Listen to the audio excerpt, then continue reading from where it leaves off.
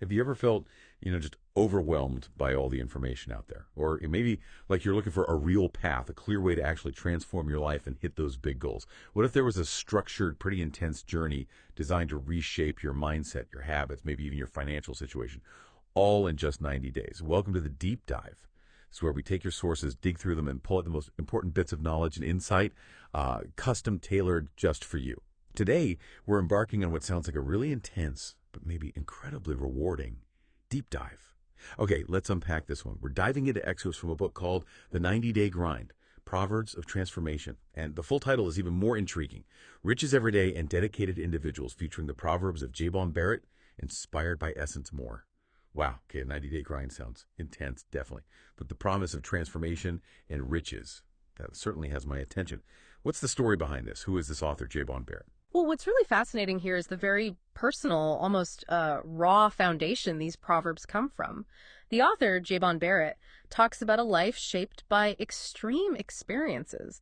Things like tests and decisions that felt as if they were sent from the universe under the darkest moon. He mentions learning while he was incarcerated, reading books like Think and Grow Rich, and being, as he puts it, born again numerous times by shedding away old mistakes and growing tougher skin. So this is an academic theory. Not at all. His wisdom is distilled from 18 years as a Christian and soaking up this philosophy of resilience he saw in a striving yet struggling Black community. He says something I find really powerful. Those daily episodes in neighborhoods where so many are navigating blindly are what give clarity. In the land of the blind, the man with one eye is king. That's quite a perspective. It suggests finding wisdom in difficult places. Exactly. It's about finding insight where maybe others just see chaos. Oh, these are really practical lessons then. He originally wrote them as flashcards or proverbs to solve actual problems. That's right. And he emphasizes this idea that extreme experiences give us our greatest depth of wisdom. He also notes, interestingly, that the information won't be effective until the universe exposes a situation for it to be effective. Okay, so the proverbs are like a lens. They help you see the lesson when life throws something at you. Precisely. They're a mental toolkit to help you identify and, seize the lesson in whatever the universe presents, challenge or opportunity. So for you listening, our mission in this deep dive is to guide you through the core ideas, the principles, and these powerful daily practices from this 90-day journey. We'll pull out the most impactful proverbs, the key insights, and give you kind of roadmap, something to help accelerate your own growth and reach your goals. We want to show how this isn't just theory, but it's meant to be a system for getting real, tangible results. Yeah, it's designed to be actionable. Hashtag the deep dive. All right, let's get into it. Month one, the foundation. Resetting your mindset. So this 90-day grind, where does it actually start for someone taking this on? How does it first tackle our internal world? It kicks off with a really radical approach to self-awareness and honesty, like brutal honesty. Day one's proverb is simply start with honesty. Good. But this isn't just about telling the truth to other people.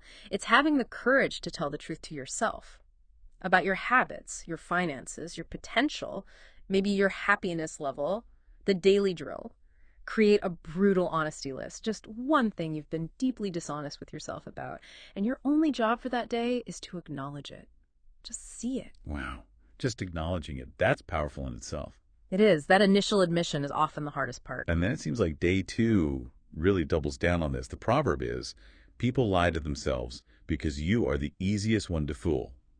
Okay, that's blunt. How does the grind suggest we become the hardest person to fool? That sounds like a real internal battle. It really is. Our minds are masters at creating these comforting stories, justifications. You know the ones. I'm not lazy, just tired. I'll start that tomorrow. Exactly those. So this raises a really important question about those narratives we build. The daily drill for day two challenges you directly. Find one of those self-deceiving stories you tell yourself. Then find just one piece of solid evidence that proves it's a lie. Just one piece. Just one. The idea is to break that story, that justification, with a single undeniable fact.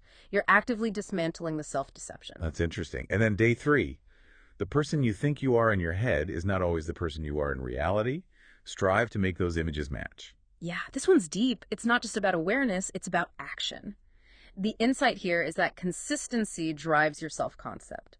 Every small action you take that aligns with who you want to be, it's like a vote for that identity. So you're literally building that reality through your actions. You're solidifying the internal image into external reality step by step. Okay, and it keeps digging deeper into self-understanding. Day 4 says, learning about yourself involves studying who your parents were.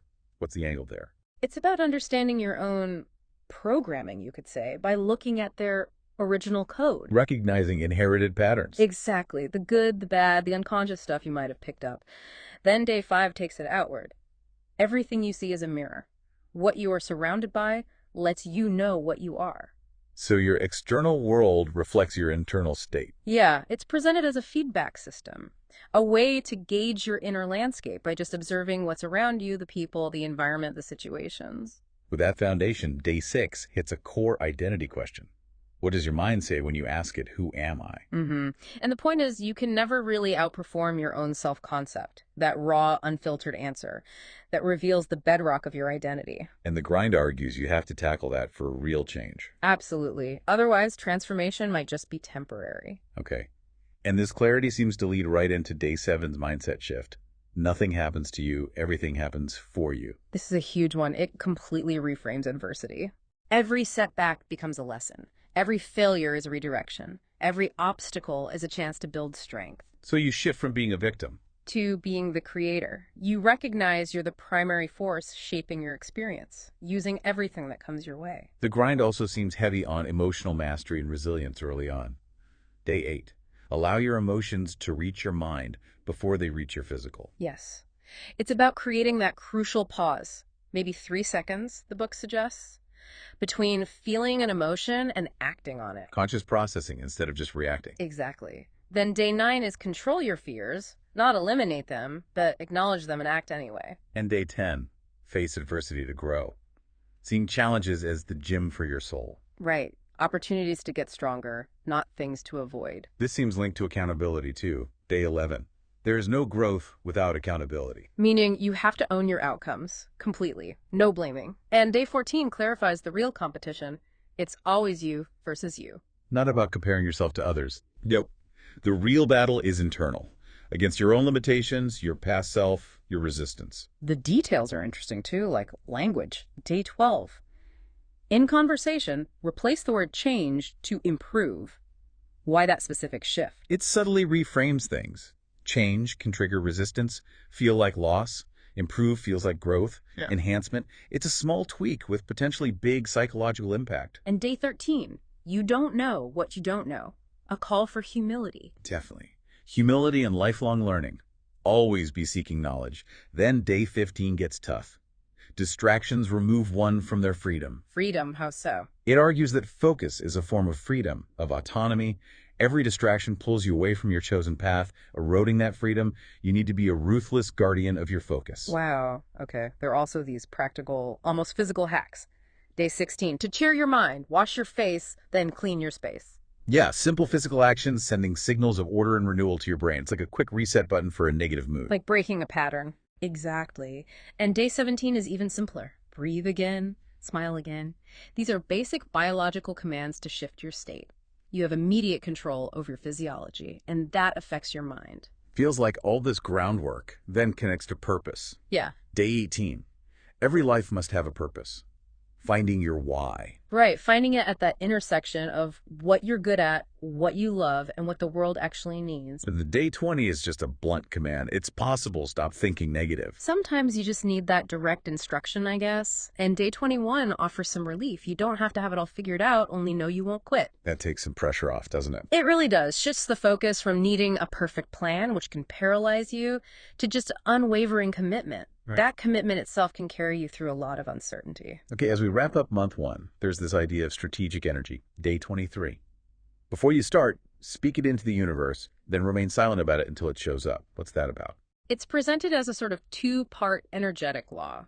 First, the declaration setting the intention powerfully. Then, the private work focusing your energy internally without dissipating it by talking about it too much before it's real. Interesting. And day 24, manage your magic. Yeah, recognizing your unique creative energy, your magic, is a finite resource. Be intentional about where it goes. Don't waste it. And day 30 brings it all together. All wisdom works if you work it. The ultimate point, right? Knowledge is useless without action. This whole grind is about doing, not just knowing. So, reflecting on month 1, Yeah.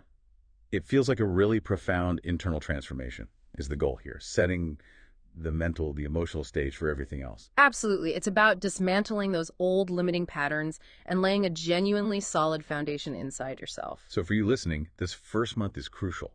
It's the internal heavy lifting before the external building really starts. Okay, month one is done. Mindset reset. Where does the grind take us in month two? Sounds like it's time to build the engine, right? Get to discipline and action. Yeah, absolutely. If month one was the foundation, month two is building the structure, the engine. It's about consistency and, interestingly, physical mastery to support that mental growth. Day 31 lays it out. Routines are your habits is your lifestyle. Simple but profound. Your future is literally being built in those small things you do every single day. And it mentions designing a prime time morning routine. Yes, focusing on those first 60 minutes. The idea is to win that first hour, set a positive, productive tone for the entire day. And it definitely pushes for structure. Day 32, have order and structure. And then the very direct day 33, don't be lazy. Huh, yeah, no mincing words there. How does it suggest applying these, especially when, laziness or resistance kicks in? Well, structure isn't meant to be a prison. It's framed as the framework, the trellis, that allows creativity and productivity to actually grow. And laziness. The author calls it the quiet enemy of all greatness. A practical tip often mentioned in this context is the 10-minute rule. If you're dreading a task, just commit to doing it for 10 minutes. Often, just starting is the biggest hurdle. After 10 minutes, you might find you have the momentum to continue. That makes sense. Break the inertia. Exactly. And day 34 offers a philosophy. Take the stairs. Literally. Or metaphorically. Both, really. It means choosing the slightly harder, more beneficial path in small, everyday things. Don't take the easy way out if the harder way builds strength or character. It prepares you for bigger challenges. I like how day 35 frames the day itself as a battle. Win the daily war to survive.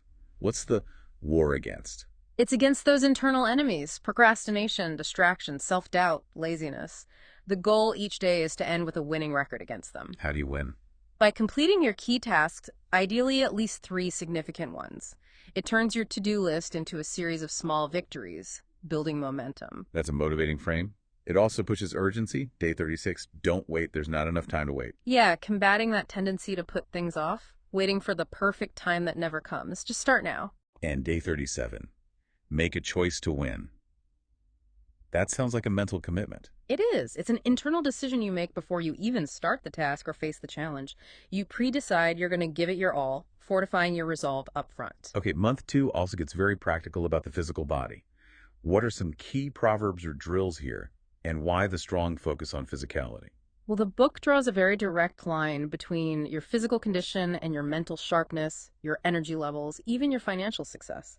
Day 38 is specific. Go for a jog, run for a mile.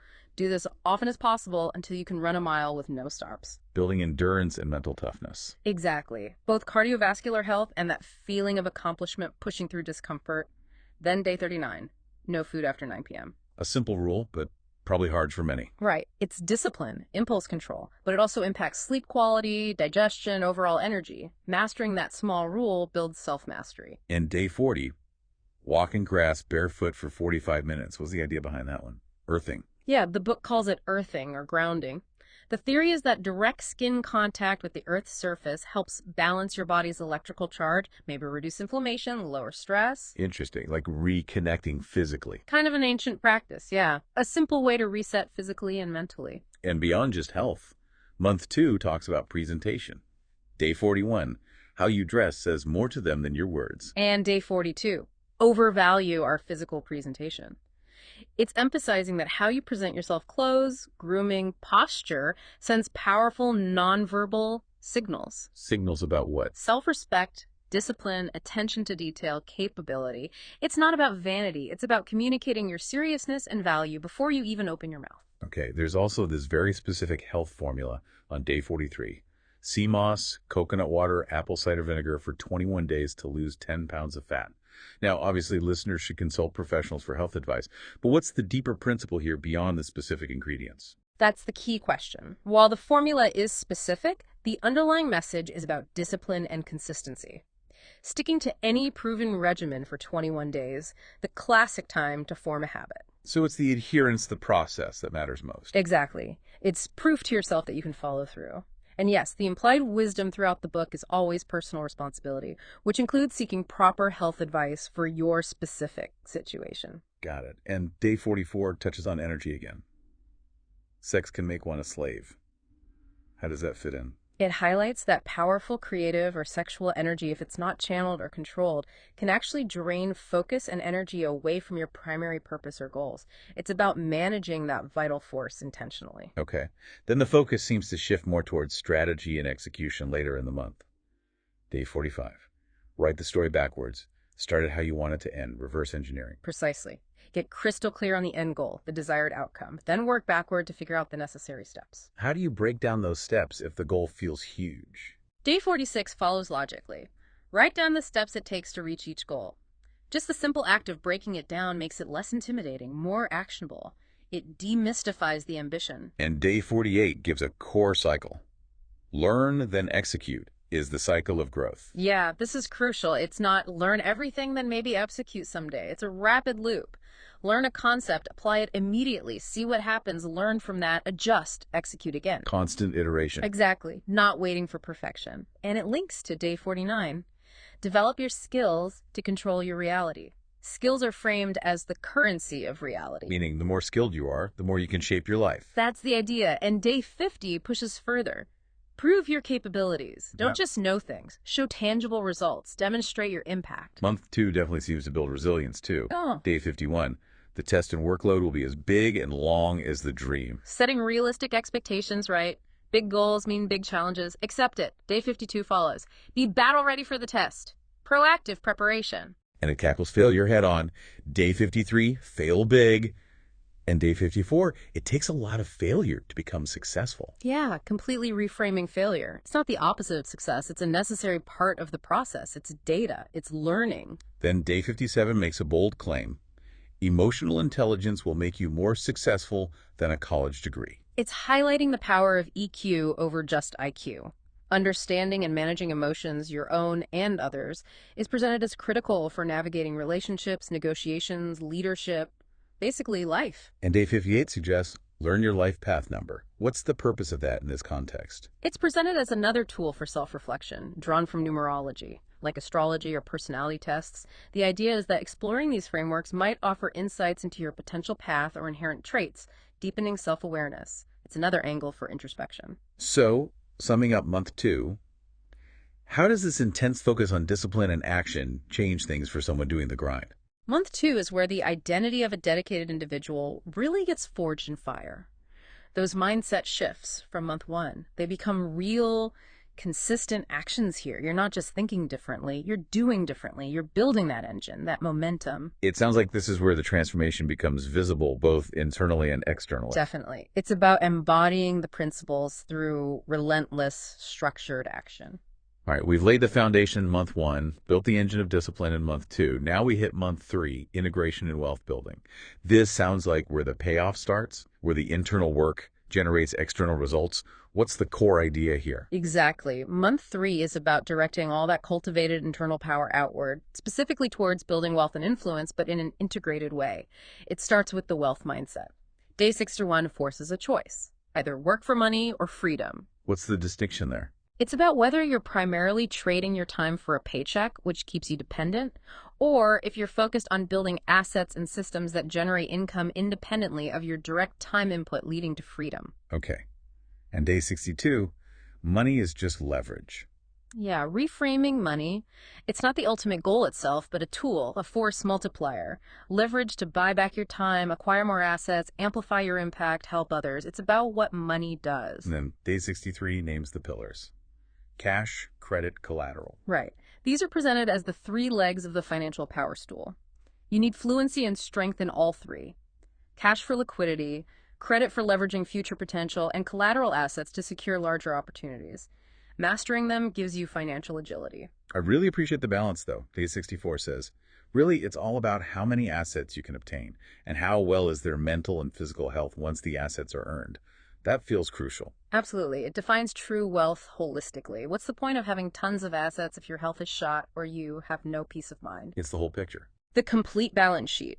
Appreciating assets on one side, appreciating health and well-being on the other. That raises the vital question of how you, the listener, define real success for yourself. And there are some specific, maybe contrarian investment ideas. Day 65, buy gold ASAP, and day 66, when it's blood on the streets, buy property. Yeah, classic contrarian stuff. Own hard assets like gold as a store of value, and have the courage and cash reserves built through earlier discipline to buy assets like property when everyone else is fearful and selling cheap. Buy low. That requires that earlier discipline, the cash reserves. Exactly. It all connects back. And that theme of delayed gratification pops up again strongly here. Day 67. Instant gratification only pleases the body. Late gratification pleases the mind, body, and soul. Yes, this is presented as maybe the superpower of successful people, sacrificing small, immediate pleasures for much larger, more meaningful rewards later. Why mind, body, and soul? The body enjoys the eventual reward, the mind feels the satisfaction of achievement, and the soul gets that deep sense of pride and self-mastery from having exercised that control. It's a deeper fulfillment. Okay, beyond money, month 3 also talks about influence and relationships. What's the core message there? How does this internal work affect how we connect with others? Well, it circles back to self-worth first, day 68. If you don't show that you love yourself first, no one will show you love. So how you treat yourself sets the standard. It's literally instructions for others. Your self-treatment signals your value. Then day 69 and 70 get specific, particularly aimed at men, but with a universal principle. She will never want you if you need her. And fellas, make your purpose your prize, and you will be the prize for her. Meaning neediness repels, but purpose attracts. Precisely. Wholeness attracts. Having your own life, your own mission, your own world already built that's attractive. People are drawn to join someone already on a compelling journey, not someone looking to be completed. So build your own fulfilled life first. That's the core idea, and choose your connections wisely. Day 71. Weak people won't be loyal to you. Seek out principled individuals for your inner circle. People with integrity. Right. And day 72 suggests buy someone dinner and eat with that person. Strategic mentorship. Invest time and resources to learn from those ahead of you. But it's not all ambition. Day 73 brings it back. You weren't born alone. No, you shouldn't die alone. Family and friends are a necessity. A crucial reminder, yeah. Don't sacrifice essential human connection on the altar of achievement. Maintain that balance. And day 74 is provocative.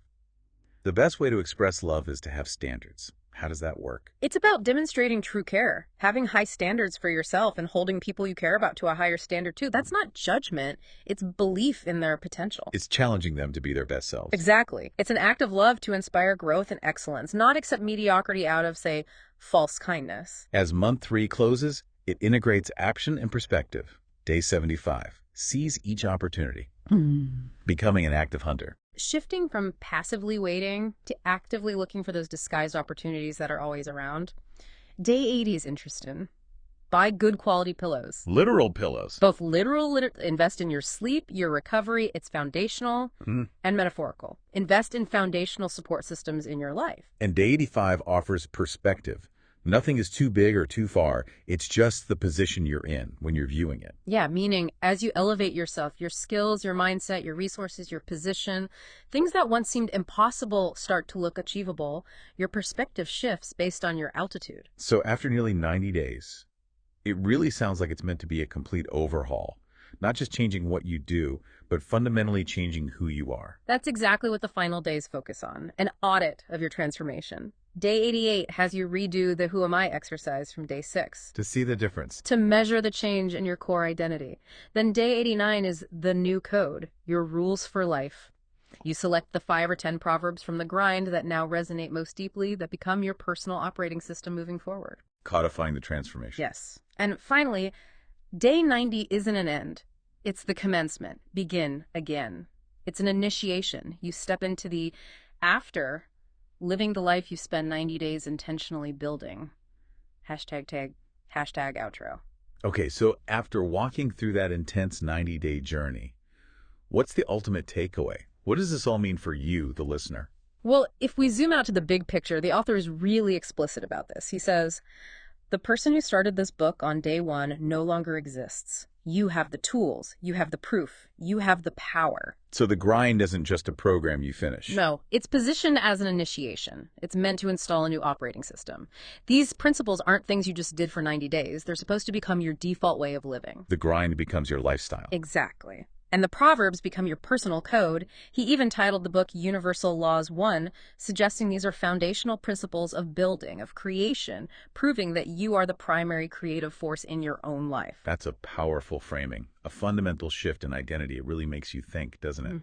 Especially when the author talks about having built the engine and hints at universal laws to exploring things like rhythm, polarity, mastering these subtle, powerful currents of the universe. Right. It suggests there's always another level. It does. It makes you consider how much more there might be to learn and apply, even after a transformation that sounds this profound. Which leads to maybe an important question for you, the listener, to really ponder. Okay. If day 90 is truly a commencement, a new beginning, Yeah. and if you've genuinely elevated your position, proven to yourself your capacity for this kind of radical transformation, what goal, what ambition that seemed impossible from your past perspective might now actually be within your reach to conquer, especially now that you know you won't quit?